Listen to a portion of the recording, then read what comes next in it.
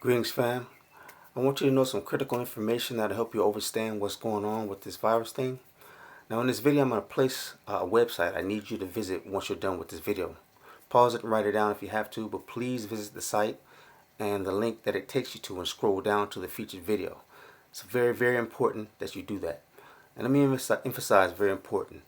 I think a lot of questions will be answered once you see the featured video when you visit the site. I'm not going to get into a whole lot of preaching about the matter, but I will say that I need you to take any political persuasion that you may have out of the equation when dealing with the information presented to you, specifically this particular screenshot.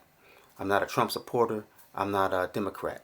I don't. The political process is fraudulent to me, the whole thing.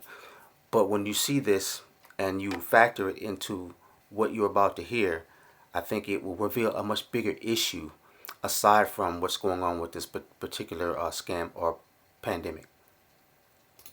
I made a video video titled "Something Ain't Right" almost a year ago.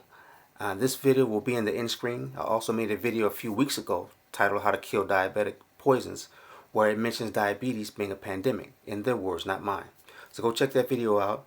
Diabetes being the 7th leading cause of death globally. If you combine those two videos I did with the featured video on the site that I'm going to send you to, you'll get a full panoramic view of what's going on. Just open your eyes and see.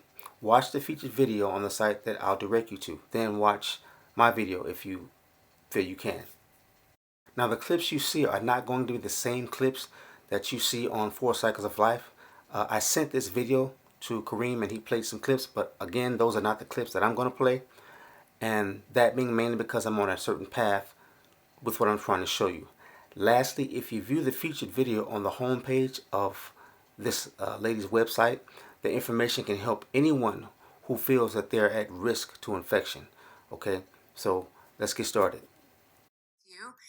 And I come before you on behalf of America's Frontline Doctors, which is a volunteer physician organization that we started specifically to combat this serious and life-threatening disinformation campaign that has really taken over America and really the entire globe. It's very, very scary stuff. I've been a doctor for a long time. Before me, my father is a doctor.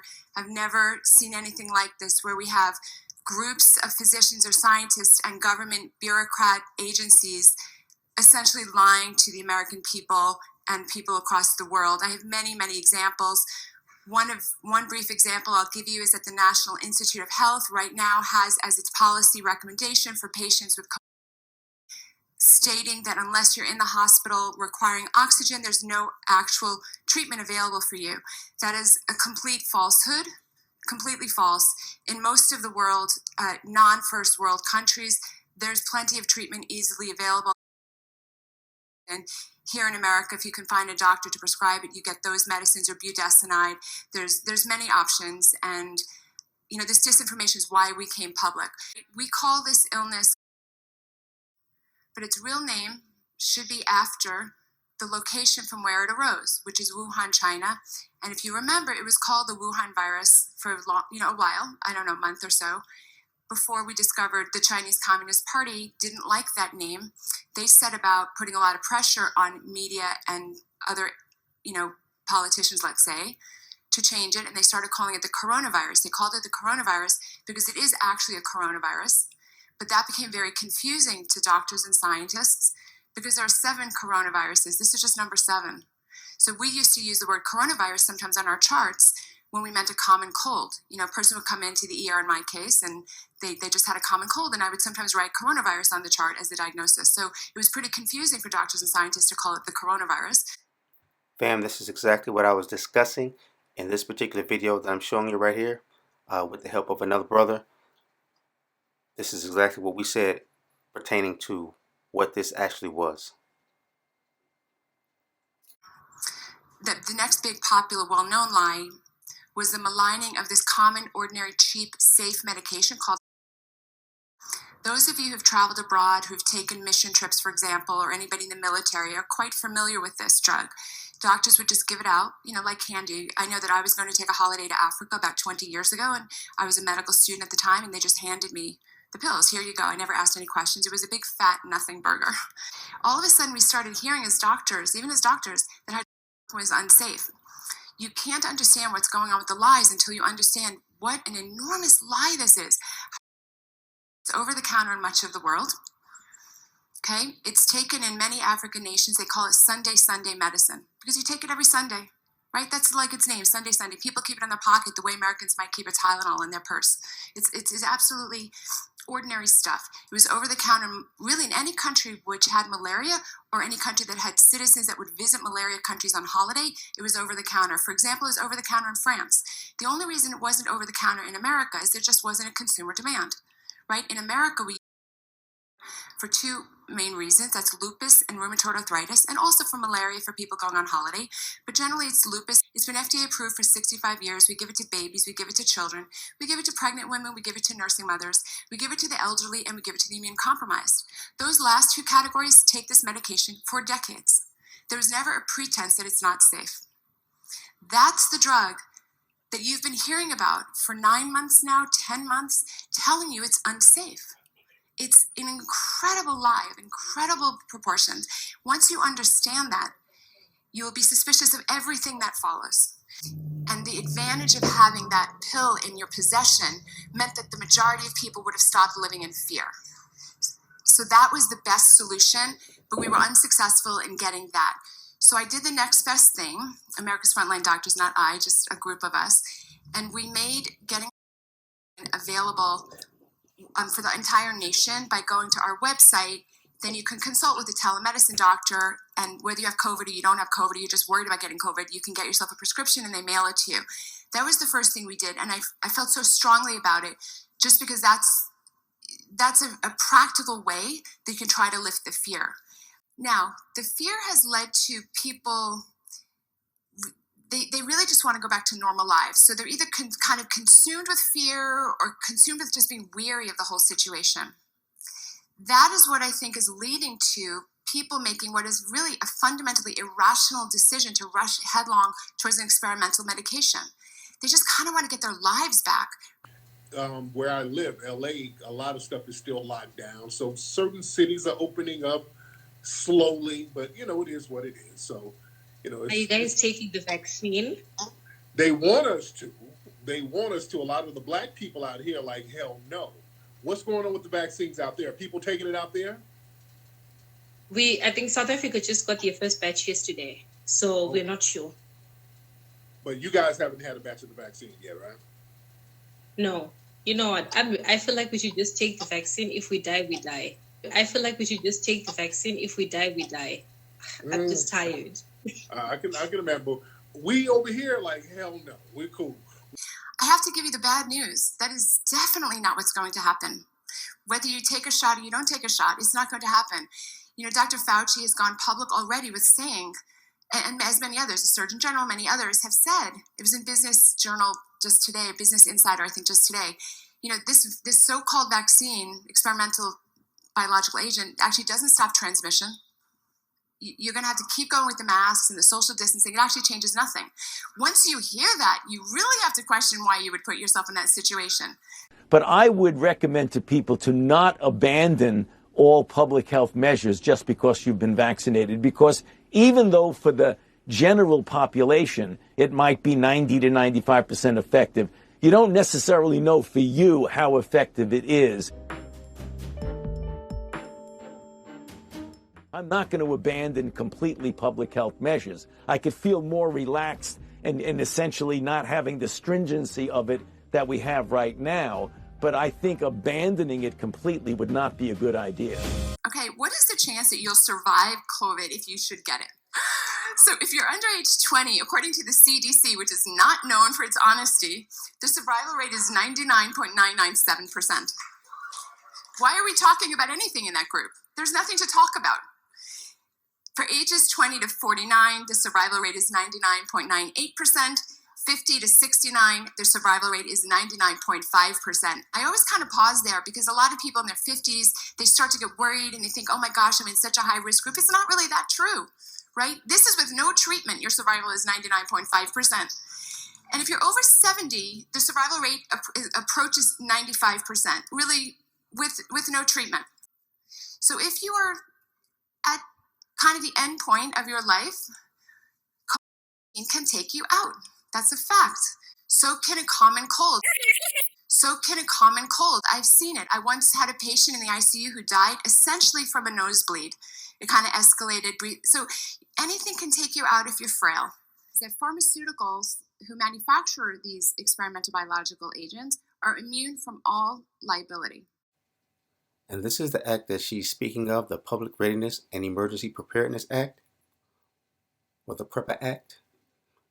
The act specifically affords drug makers immunity from actions related to the manufacture, testing, development, distribution, administration, and use of medical countermeasures against chemical, biological, radiological, and nuclear agents of terrorism, epidemics, and pandemics.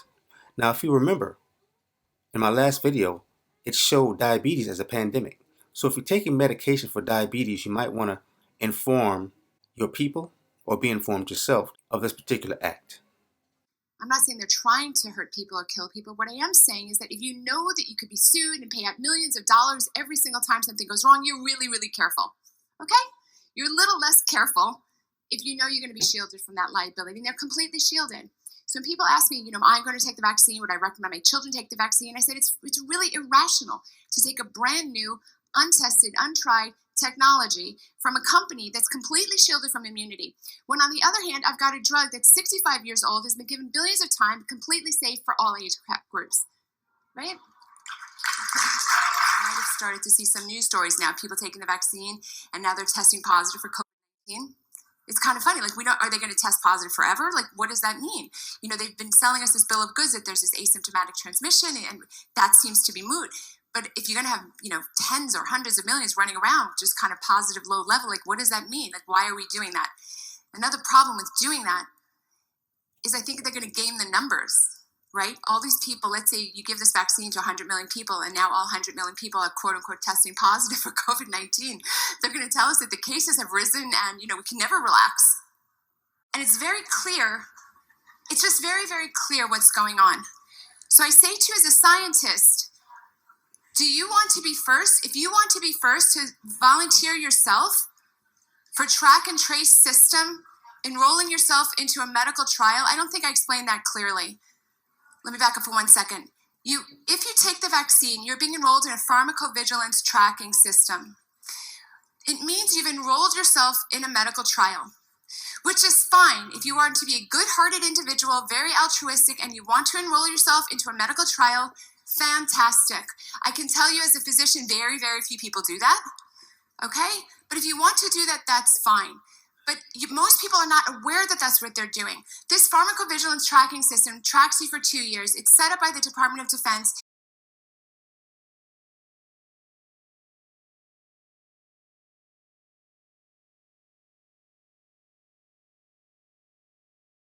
It was handed off to Oracle and Google to put the data together. How is it that people want to sign up for this system on an experimental, and how is giving it to Black people fair racial justice? I don't know. Maybe someone smarter than me can figure that out. In India, the death rates are around, I might be slightly off on the numbers, around 70 per million, right? So it's 10% because they have a very liberal policy. In Africa, sub-Saharan Africa, the poorest places in the world, no social distancing, no masks, no ICUs. They have a death rate of 1% of the Western nations. 1%. 1%. Right? Now, I believe it's due to widely available hydroxychloroquine, and I don't think you can explain it for any other reason. But even if there's another reason, you certainly can't say that this affects Black people worse. And on that note, fam, I'm going to end this video. I don't want to make it too long just in case there's any issues with it. I'm trying to stay within YouTube's terms of agreement. But I will post an integral part of this video in the next video. And I'll do it Monday, because you really need to hear what she has to say concerning the racial disparities in this vaccine and in other vaccines, which she admits herself and most other doctors are not even aware of. Very pertinent information. But for now, go to this video, or rather go to the homepage, and I want you to check out another video. It's on the homepage of this video's website. It's on the homepage of the website that she gives in this video. Okay, right here. Go to this website, scroll down to the featured video, as I have in this demonstration, and watch that 30-minute video. Very, very critical, important video. As for the video that I'm going to post on the racial disparities in the next few days, I'm going to post a little section of it and give commentary, because the commentary is very important in clarifying exactly what she's saying. Now you can go to this particular full video on her website and see it. This particular video is 50 minutes long, I think. It's not the featured video that I'm demonstrating in my screen flow on the screen for you. It's not that one. It's a totally different one. I'll try to give you a link to it in the description box. But again, it's a totally different video from this one. There's a featured video and then there's this one. The one I want you to look at before this actual video is the featured video. It's only 36 minutes long. And once you go to the home site, the home page, you scroll down and the featured video is right there. All right. So until the next few days, peace. If you learned from this video, help support the study and time to bring this knowledge to our community. It does take time and effort to be concise and as accurate as possible so that we can stay abreast of important health information and techniques. Please visit the site and follow these links.